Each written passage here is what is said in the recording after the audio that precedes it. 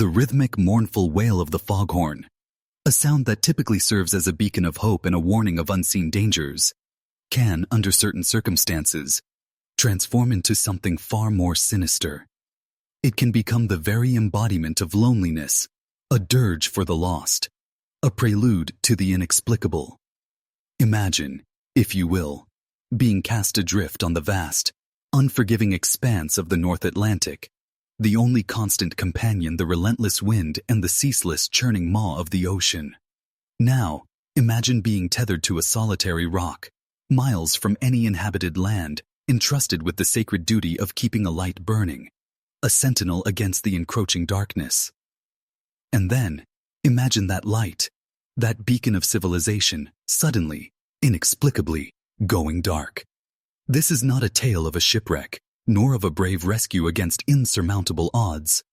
No, this is a story that seeps into the very marrow of your bones, a chilling whisper from the past that speaks of an emptiness so profound, so utterly baffling, that it continues to haunt the annals of maritime history. An unsolved enigma that defies logic and begs the question: what truly transpired on the desolate, windswept rock of the Flannan Isles in December of 1900? The very name, Flannan Isles, carries with it an ancient, almost mystical resonance. A cluster of small, uninhabited islands, often shrouded in a veil of mist and buffeted by the ceaseless fury of the Atlantic. They lie approximately 20 miles west of the Isle of Lewis in the Outer Hebrides of Scotland. These are not islands welcoming to human habitation, but rather a harsh, unforgiving landscape, a jagged crown of rock perpetually assaulted by the elements. For centuries they remained untouched, save for the occasional fisherman daring to brave their treacherous waters, or perhaps, in ages long past, the hermitic wanderings of early Celtic monks seeking ultimate solitude and communion with the divine. Indeed, the largest of the islands, Eilean Mor, where our story unfolds, holds the ruins of an ancient chapel dedicated to Saint Flannan, lending an air of ancient sanctity, or perhaps ancient dread, to the already isolated location. The seas surrounding these islands are notoriously treacherous, a maelstrom of currents and unpredictable squalls, a graveyard for countless vessels caught unawares. It was this inherent danger, this constant threat to shipping, that eventually necessitated the construction of a lighthouse on Eilean Mor, a testament to human ingenuity and a desperate plea for safety in the face of nature's raw power. The decision to build a lighthouse on Eilean Mor was not taken lightly. The challenging terrain, the remote location, and the brutal weather conditions made the undertaking a monumental task. Yet, the increasing maritime traffic in the late 19th century, coupled with a string of tragic shipwrecks in the vicinity, underscored the urgent need for such a navigational aid. The Northern Lighthouse Board, responsible for all lighthouses in Scotland, commissioned the construction, and the work began in earnest in 1895. It was a Herculean effort, requiring tons of building materials, all painstakingly transported by sea, and then hauled up the steep, unforgiving cliffs. Imagine the sheer determination, the unyielding will of the men who toiled in such conditions, battling the wind, the rain, and the biting cold, day after day, year after year, slowly coaxing this majestic tower of stone and glass from the raw, elemental rock. When it was finally completed and first lit on December 7, 1899, the Flannan Isles Lighthouse stood as a proud sentinel, a symbol of hope, a triumph of human endeavor over the formidable forces of nature. Its light, a powerful beam piercing the impenetrable darkness, offered guidance and reassurance to mariners navigating these perilous waters, a silent promise of safety amidst the chaos. Life as a lighthouse keeper in such a remote outpost was not for the faint of heart. It demanded a unique blend of resilience, self-sufficiency, and an unwavering commitment to duty. The isolation was profound, a constant gnawing presence. Weeks, sometimes months, could pass without sight of another human being beyond your immediate companions. The rhythm of life was dictated by the tides, the weather, and the relentless rotation of the lamp. The keepers were responsible for the meticulous maintenance of the light, the intricate machinery, the fueling, and the general upkeep of the entire station. They were often men of quiet disposition, accustomed to their own company, finding solace in the rhythmic drone of the machinery and the endless expanse of the sea. They were bound by a shared sense of purpose, a fraternity forged in the crucible of solitude and shared responsibility. Their only connection to the outside world was the occasional supply vessel, a fleeting glimpse of humanity that quickly receded back into the horizon, leaving them once again to the vast, indifferent ocean. On that fateful December in 1900, 3 men were stationed at the Flannan Isles Lighthouse. Thomas Marshall, the principal keeper, James Ducat, the second assistant, and William MacArthur, the third assistant. A fourth keeper was typically part of the rotation, but he was ashore on leave, a twist of fate that would forever bind these 3 men to a chilling, unresolved mystery. Marshall, a man of quiet authority and considerable experience, was in charge. Ducat, known for his meticulous nature, was a steady hand. MacArthur, perhaps the most boisterous of the trio, was nonetheless a seasoned keeper, though he had a reputation for occasional hot-headedness. Together, they formed the small, self-contained universe of the lighthouse, their lives intertwined by duty, isolation, and the shared responsibility of keeping the light burning. For weeks, they had performed their duties as they always had, the monotonous routine punctuated only by the ebb and flow of the tides and the occasional squall. Little did they know that the relentless grind of their existence was about to be shattered, leaving behind a void that no explanation has ever truly filled. The first hint that something was amiss came on December 15, 1900.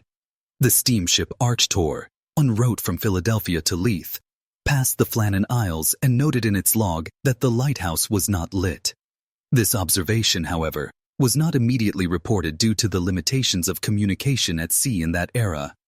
It wasn't until December 18th, 3 days later, that the Arctur arrived in Leith and its captain, Holm, informed the Northern Lighthouse Board of the unsettling detail.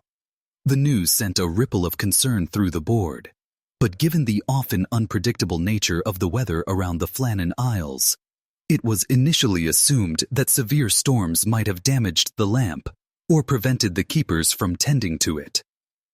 Relief efforts were immediately dispatched, but fierce gales and towering seas made it impossible for the relief vessel, the Hesperus, to depart for several days.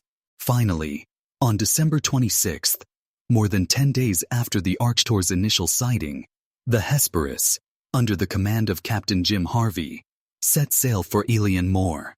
On board was Joseph Moore, an experienced relief keeper who was to replace one of the men on leave. As the Hesperus approached the island, an eerie silence hung in the air. There was no flag flying from the flagpole, no sign of life, no welcoming wave from the keepers. The usual sense of anticipation and routine associated with a lighthouse visit was replaced by a growing sense of dread. Captain Harvey sounded the ship's whistle, a long, piercing blast, but there was no response. The silence that followed was heavy, pregnant with unspoken questions. Moore, with a small landing party, was rowed ashore.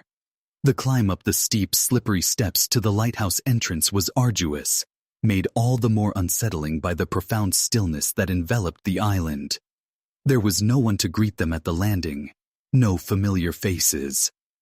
The gate leading to the lighthouse compound was open. A profound sense of unease settled over Moore as he pushed open the heavy iron door of the lighthouse itself. The silence inside was deafening, broken only by the mournful shriek of the wind, whistling through the cracks and crevices of the ancient stone. He called out, his voice echoing eerily in the confined space, but there was no reply. What Moore discovered inside the lighthouse was both baffling and deeply disturbing.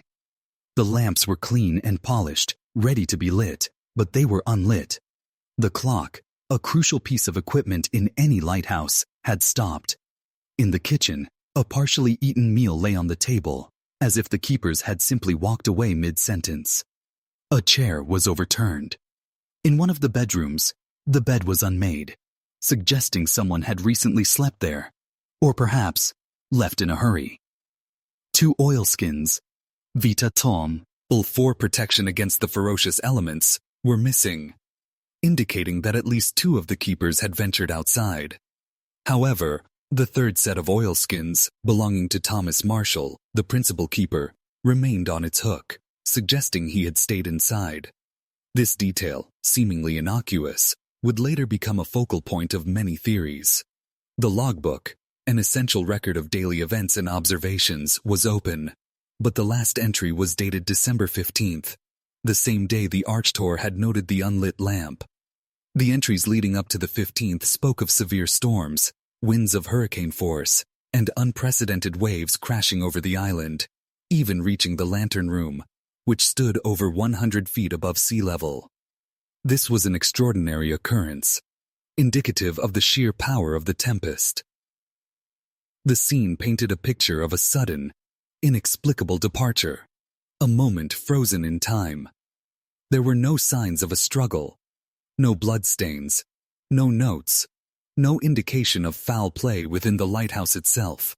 It was as if the 3 men had simply vanished into thin air, leaving behind the remnants of their daily lives, a silent testament to their abrupt disappearance.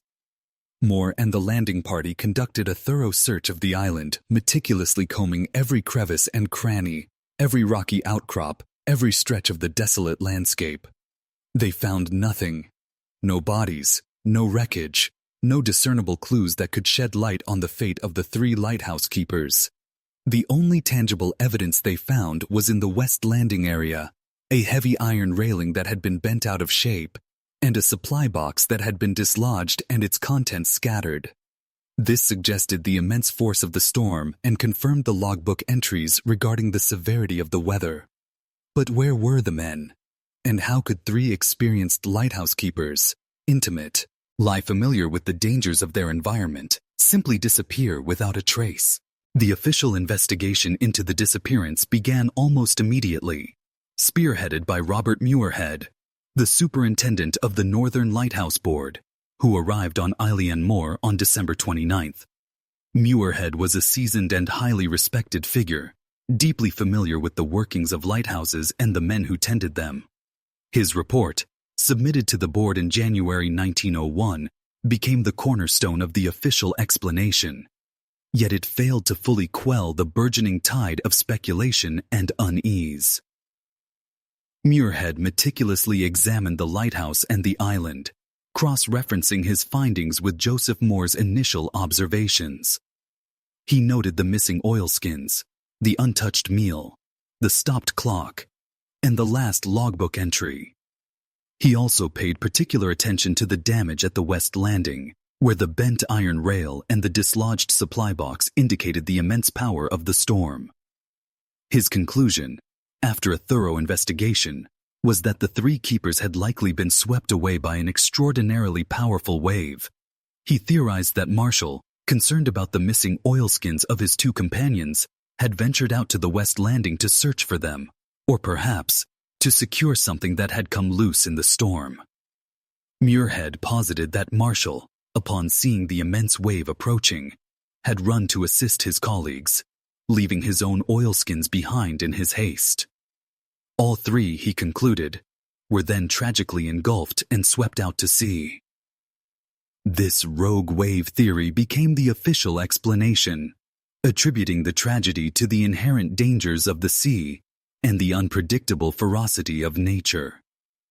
However, despite the official pronouncement, many aspects of Muirhead's report and the subsequent investigation left questions unanswered, fueling the persistent mystery.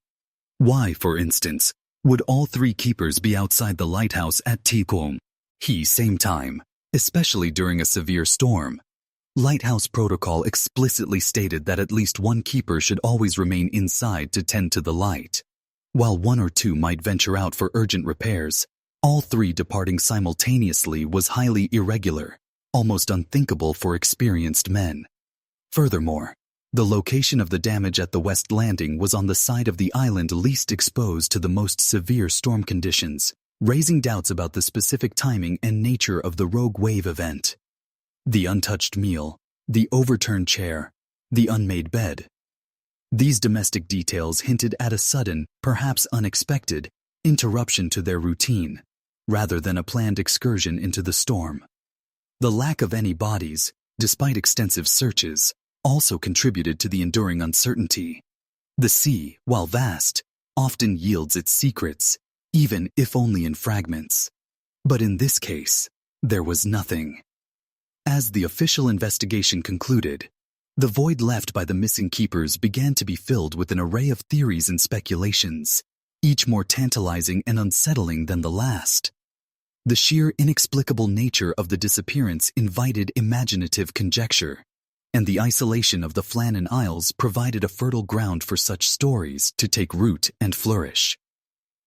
The rogue wave theory, as advanced by Superintendent Muirhead, remained the most widely accepted explanation, primarily due to its grounding in the documented severity of the storms. These rogue waves, or freak waves as they are sometimes called, are immensely powerful, unpredictable walls of water that can reach incredible heights, far exceeding the typical wave patterns in a storm. They are capable of immense destructive force, strong enough to dislodge even large ships and certainly to sweep men from a rock. The logbook entries describing waves reaching the lantern room supported the idea of an exceptional maritime event.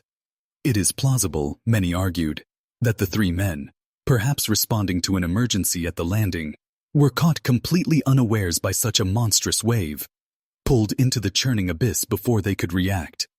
The missing oilskins of two men, and Marshall's left behind, could be interpreted as the two having gone out first, and Marshall rushing to their aid without stopping for his own protective gear.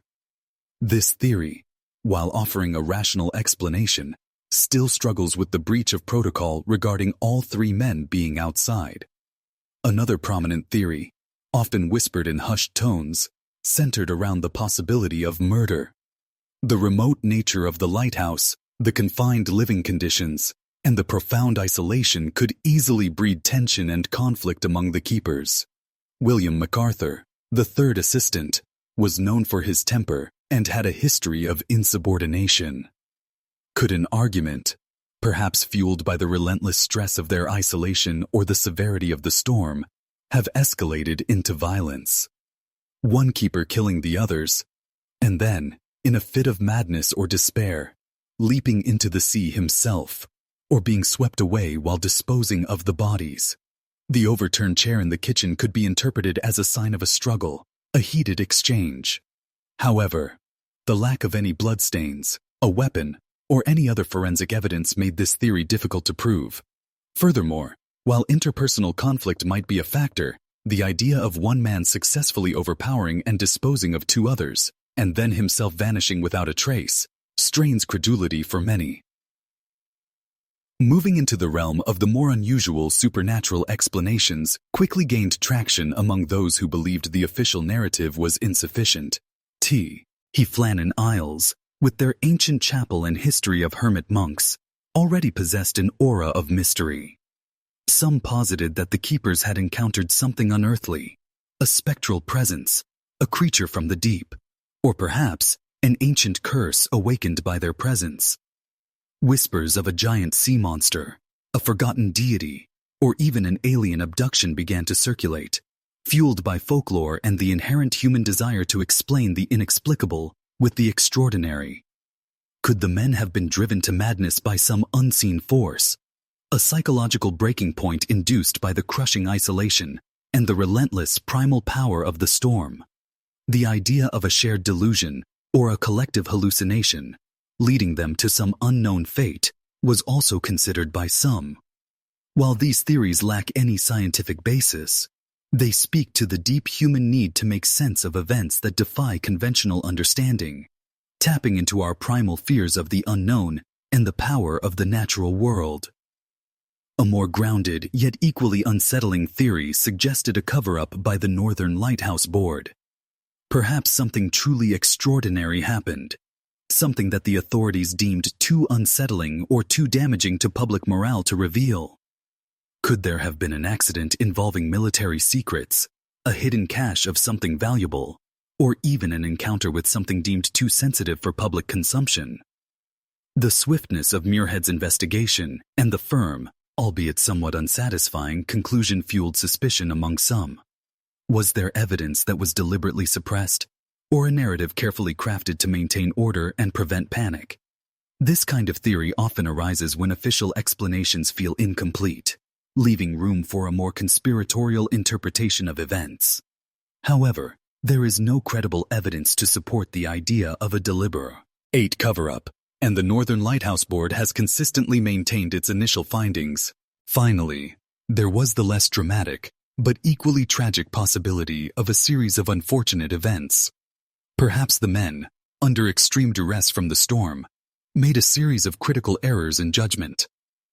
One keeper might have been swept away while tending to equipment, and the others, in a desperate attempt to rescue him, met the same fate. The extreme weather conditions, combined with the inherent dangers of working on a remote rock, could easily overwhelm even the most experienced individuals. The psychological toll of prolonged isolation and the constant threat of the elements cannot be underestimated. Could the extreme stress have led to a lapse in judgment, a momentary distraction that proved fatal? What do you think happened? Do you lean towards the raw, unadulterated power of nature, a rogue wave claiming its victims? Or do you find the human element, a conflict gone horribly wrong, more compelling? Or perhaps, like many, you find yourself drawn to the chilling allure of the supernatural, an unseen force at play on that desolate island?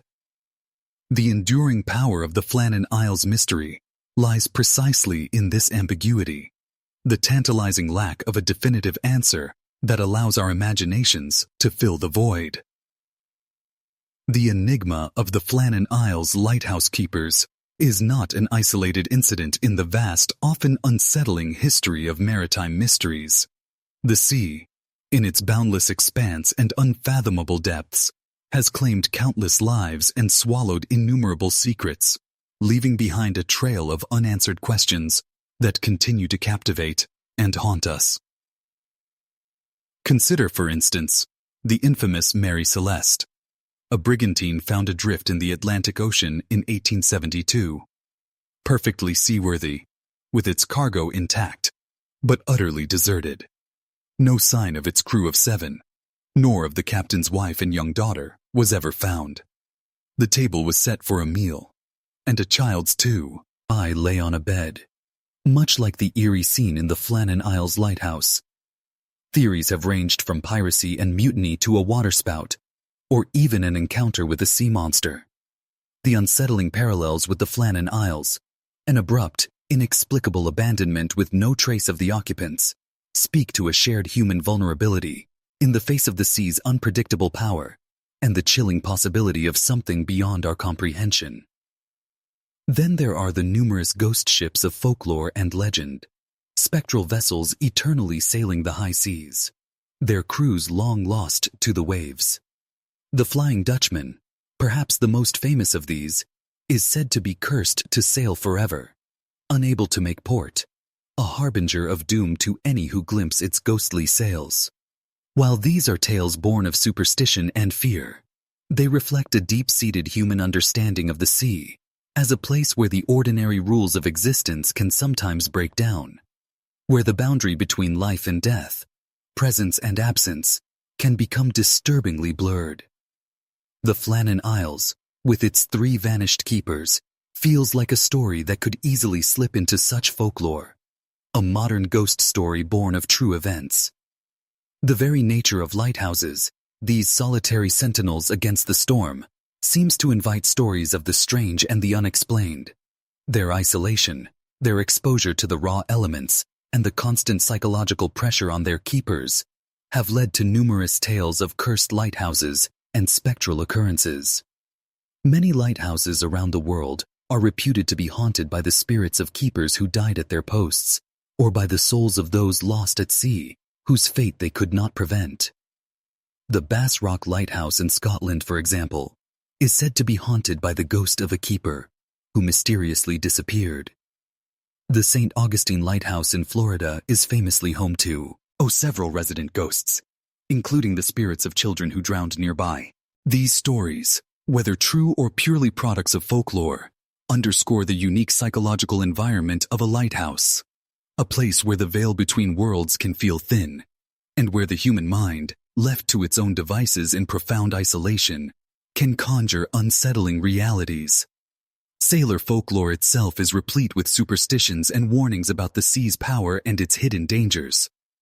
Tales of the Kraken, a colossal squid-like creature said to drag ships into the abyss, or of sirens luring sailors to their doom with enchanting songs, speak to a primal fear of the unknown depths. The belief in sea curses, where unfortunate events are attributed to offending the ocean or its mythical inhabitants, was widespread among mariners. Could the Flannan Isles Keepers, perhaps unknowingly, have disturbed something ancient and powerful on that remote rock? These cultural narratives, passed down through generations of seafarers, reveal a profound respect, even a fear, of the ocean's immense, untamable force. A force capable of erasing human presence without a trace. Would you have survived in such isolation? Could you endure the relentless roar of the wind, the ceaseless crashing of waves, the profound silence when the storm temporarily abates, broken only by the mournful cry of seabirds? The psychological toll of such an existence is immense, a test of sanity as much as physical endurance. It is this very isolation, this removal from the comforting rhythms of human society, that makes the Flannan Isles mystery so potent and so deeply unsettling. It strips away the veneer of civilization and confronts us with the raw, indifferent power of nature, reminding us of our own fragility in the face of such grandeur. The mystery of the Flannan Isles Lighthouse Keepers, Thomas Marshall, James Ducat, and William MacArthur, remains etched in the collective consciousness, a chilling testament to the power of the unexplained. We have explored the haunting introduction, the desolate beauty of their isolated outpost, the meticulous details of the lighthouse, and the harrowing discovery made by Joseph Moore. We have delved into the official investigation, the logic of the rogue wave theory, and the disquieting questions it leaves unanswered. We have journeyed through the labyrinth of speculation, considering the possibility of murder, the allure of the supernatural, and the unsettling idea of a cover-up. We have even taken detours into the broader world of maritime mysteries, the chilling tales of ghost ships and cursed lighthouses, and the rich tapestry of sailor folklore, each thread weaving itself into the larger narrative of the sea's enduring enigmas.